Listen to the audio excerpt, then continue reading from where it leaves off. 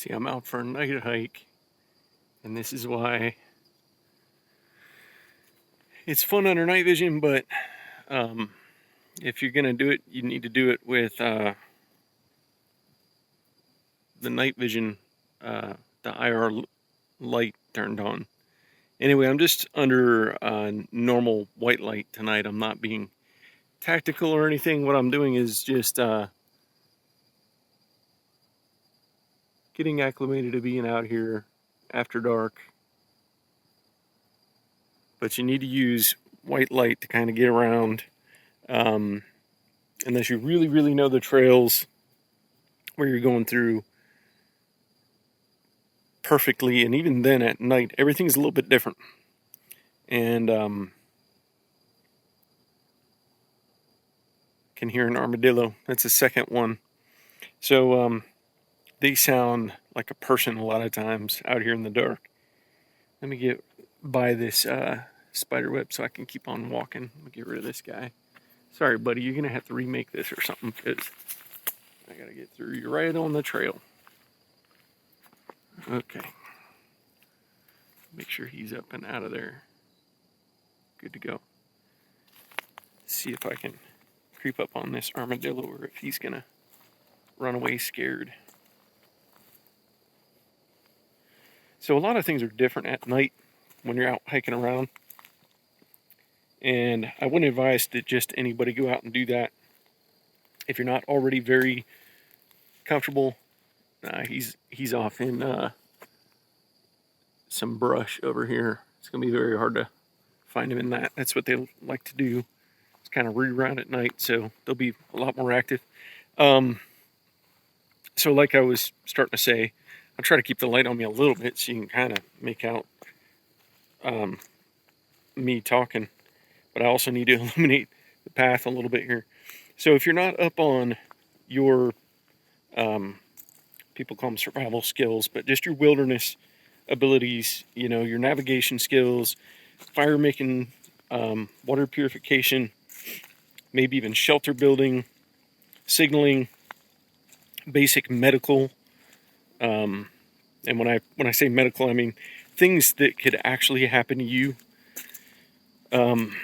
So twisted ankles, lacerations, maybe burns if you're working with fire, all that stuff. You need to be up on how to deal with all that stuff, how to provide for yourself out here. Another thing is going out solo. A lot of people would say that's crazy. You don't go out solo. The fear of the unknown is one of the biggest things for most people, and that's what'll scare the pants off of most people going out at night. But the reality is, hiking around is, so this is where I made a video the other day, procuring water, and the water levels come up. Probably can't make it out. It's pretty dark. Anyway, so the fear of the unknown is what gets to most people.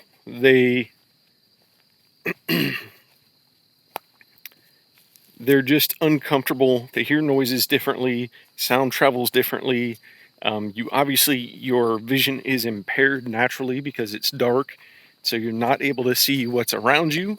So you don't know what's around you. And your crazy lizard instinct brain gets in your head and you think everything's out to get you. Even if it's just an armadillo, that could care less you're even here. Now, that's not to say there's no dangers. But most of those dangers are going to steer clear of you, and it's not going to be things necessarily like animal attacks. The majority of animals don't want anything to do with you. On a very super rare occasion, you might be the unlucky soul that goes out and encounters an animal because you don't check behind you, you don't scan the area, I don't know. You would just have to be extremely unlucky for something to happen to you specifically. That being said, I think the bigger threats to most people are going to be themselves and just not being prepared and maybe not stowing gear, and then you get where you're going or you get lost. And so those are the bigger dangers. The things like getting lost not being able to signal for somebody. So, words of caution, prepare for things in the light of day, get really good at it, and then if you want to go out at night and be doing a movement, doing an on the move or a night hike, then you really got to know what you're doing. I talked about losing gear being one of those threats. So something that I should probably mention is like, okay, so you may or may not have seen me. I'll try to tuck this light somewhere. Let me find a little spot to tuck this light so that I can illuminate myself and have a little show and tell. Gotta find a little place to tuck this. And of course, there's not gonna be one when I'm needing it. Okay, so here's a little stump that I can use to my advantage. Okay, so you might have seen me wearing this doodad here. This is some people call them medicine bags. I'm not Native American. I've had one of these given to me by a very good guy at one point, but basically I replicated it to use it as a pouch for small survival items. And so that's what it looks like there. I also carry a knife on me all the time.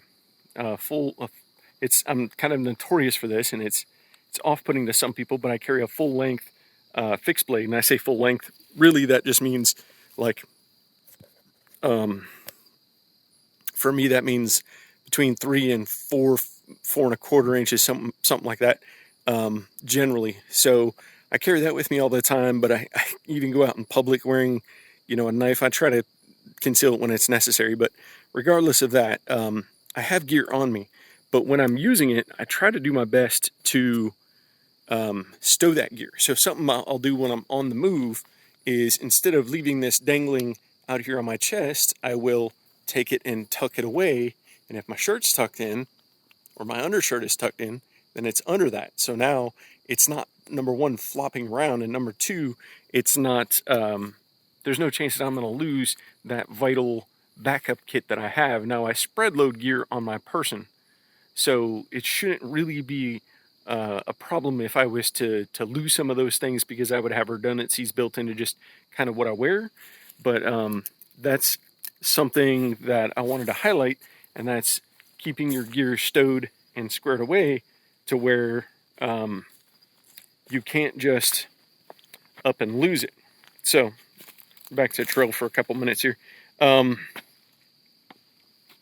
So a couple other things, and I mean, I can't possibly explain all of this to you in one fell swoop while I'm walking with a flashlight at night. But I like to have a reference compass.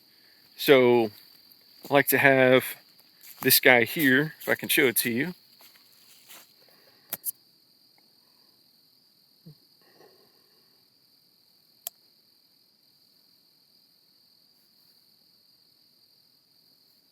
So you can see that that's glow in the dark.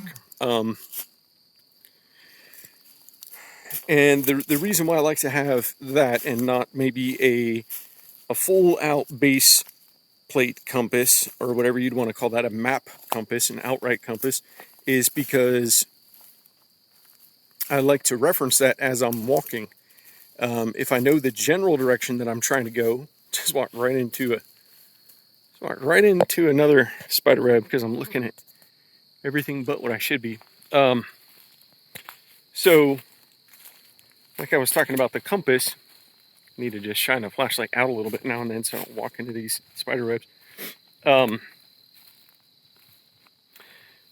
Yep, here's a big guy right here.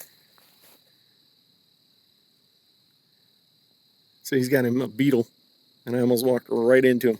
I'll try to just avoid him here. Okay. So,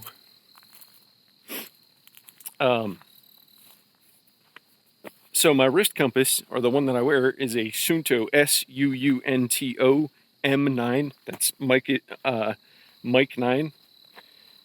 So it's Suunto M9 wrist compass. I call that a reference compass or a wrist compass, and because that's the way that I use it, right? That's all that I do is I will reference that while I'm on the move, and it's not a azimuth that I'm trying to keep necessarily.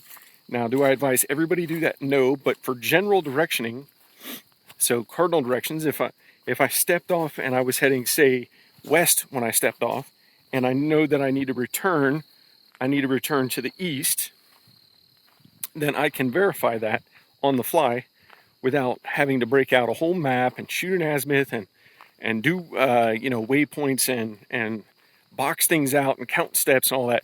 I know that at a certain point I have a road back where I came from, and if I continue in the right direction, I'm going to hit that road. Now, I might not come back out exactly where I went in, but I know that road pretty well. There's mile markers and stuff, so you'll be able to reference that and get back to your vehicle or your means of travel at that point. So just food for thought. It's actually a beautiful night. Thought I would take a walk out here, enjoy these stars, and apparently walk through plenty of spider webs. But hopefully the audio, I know the video is going to suck on this, but hopefully the audio is pretty decent.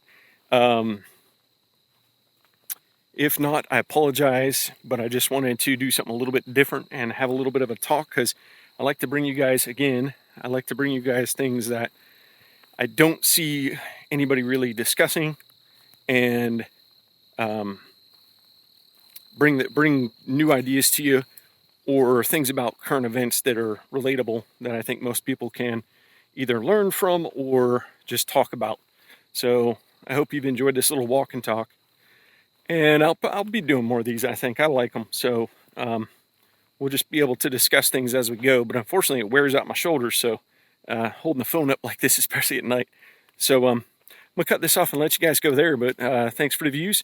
Don't forget, give me a like if you're enjoying this kind of stuff, and shoot me a comment. Let me know what your best advice for traversing, going on a night movement are. I'm not talking about necessarily a tactical situation, so if you want to talk about tactical, go ahead, but this is just more of a recreational walk in the woods type advice from a guy that's done search and rescue stuff, tracking, things like that. So I'm sure there's a lot more that I could touch on, but I'll leave the floor open for you guys to kind of talk about this stuff as well. So, all right, we'll see you later.